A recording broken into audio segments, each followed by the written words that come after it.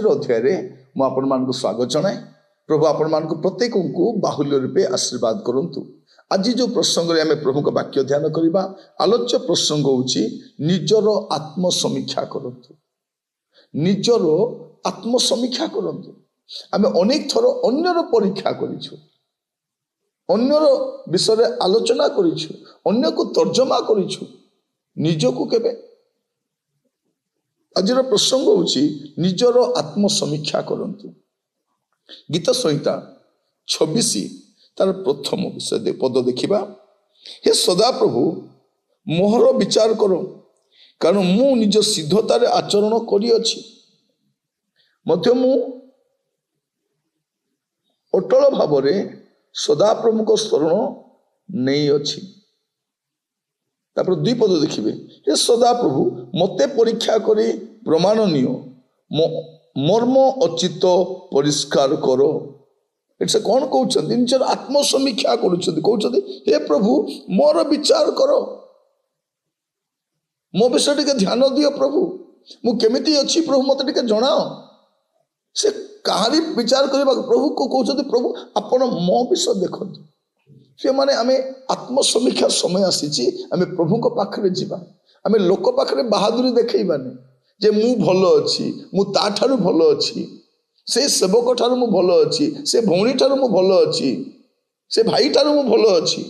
आपण प्रभु को पाखरे जानतु, आत्मसमीक्षा करंतु, प्रभु को कहंतु प्रभु मोर परीक्षा करो प्रभु, मु केमिति आचरण करिछि प्रभु, मु अटल भाव में आपन शरण नहीं कि ना मत परीक्षा करो प्रभु, मोर मर्मर परीक्षा करो प्रभु। प्रिय भाई भौणी मैंने आसतु आमे आत्मसमीक्षा करिबा, निजको परीक्षा करिबा। ए दिन मानक समालोचना बचसा तर्जमा ये सब चली किंतु आमे टिके निजको तो देखो। प्रिय माने निजको आप निजको देखिबे सेते बेले आपण प्रभु को पाखरे ठीक हेबा पय आरंभ करिबे। नहले आपण केवल ऊपर ठाउरिया लोक मानक सामना रे भलो होइकी आपण भाबिबे मु भलो अछि। आइब तार 27 तार 6 पद। मु अपना धार्मिकता दृढ़ रूपे धरी अछि,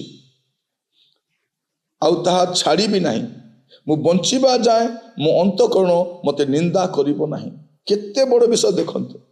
मु अपना धार्मिकता दृढ़ करी धरू अछि, आउ ताहा छाड़ी भी नहीं, मु बंचिबा जाए मो अंतकरण मते निंदा करिबो नहीं। एटा होछि आत्म परीक्षा करिबा, आत्मसमीक्षा करिबा, निजको तर्जमा करिबा। एटा केतेबेले आसे आत्मसमीक्षा कला परे एगुडा आसे, निजको परीक्षा कला परे एगुडा आसे। आम जीवन केवल अन्य मान को तर्जमा करी करी पळेला, अन्य मान को बचसा करी करी पळेला। आमे केवल अन्य मान को देखिलु, आमे जतले लीडर हो जाऊ से समय कौन हुए, आमे केवल अन्य मान को देखा आरंभ करो, निजको देखि न। ख्रीस्टियान नेतृवर्ग बा पालक प्रचारक मान समस्या कौन, आमे सब बेले लोक मान को देखुछु से माने भलो नहीं, से मान को संशोधन करू करू आम जीवन केतेबेले असजड़ा हो जाउछि आमे जानि परना। आज वाक्य सुनिबा समय आमे प्रार्थना सहित ए वाक्य को गुरुत्व देबा। मोर प्रिय भाई भौणी माने मु आपण मान को कहि रखे, आज वाक्य सुनिबा समय आमे कौन करिबा, टिके गुरुत्व देबा, टिके ध्यान देबा।